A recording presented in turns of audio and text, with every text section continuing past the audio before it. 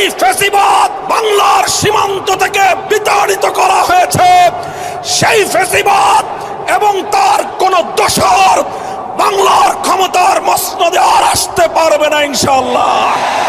আমাদের সঙ্গে যদি কেউ বিরোধ তৈরি করতে আসেন, আমাদের শান্তিপ্রিয় চলার পথে যদি কেউ প্রতিবন্ধকতা তৈরি করতে আসেন, রাজপথে মোকাবেলা করব আমরা ইনশাআল্লাহ।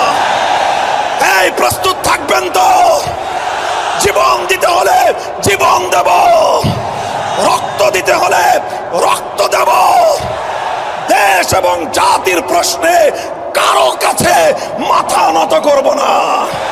আজও যারা স্বপ্ন দেখছে বিদেশি প্রভুদেরকে খুশি করে আবার ক্ষমতার মসনদে আসবে, তাদেরকে বলতে চাই, বাংলাদেশের মানুষ আজ ঐক্যবদ্ধ। বাংলার মানুষ আজ রাজপথে অবস্থান নিয়েছে। আমরা রাজপথে নেমেছি জুলাই সনদ বাস্তবায়নের গণভোটে হা বাক্সকে বিজয়ী করার মধ্য দিয়ে আগামীর বৈষম্যহীন ফ্যাসিবাদ মুক্ত বাংলার ভিত আমরা তৈরি করব ইনশাআল্লাহ।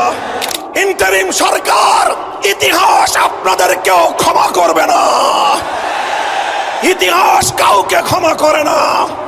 মনে রাখবেন, ইতিহাসের দায়ে পরিশোধ করতে পারবেন না, কলঙ্ক নিয়ে বিদায় নিতে হবে। মাথা নত করেছি একজনের কাছে। কার কাছে?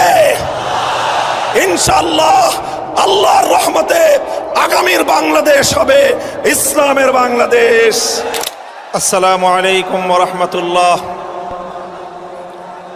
আলহামদুলিল্লাহি রাব্বিল আলামিন, والصلاة والسلام على سيد الأنبياء والمرسلين وعلى آله وأصحابه أجمعين. أعوذ بالله من الشيطان الرجيم. بسم الله الرحمن الرحيم. الذين إن مكناهم في الأرض أقاموا الصلاة وآتوا الزكاة وأمروا بالمعروف ونهوا عن المنكر. صدق الله العظيم.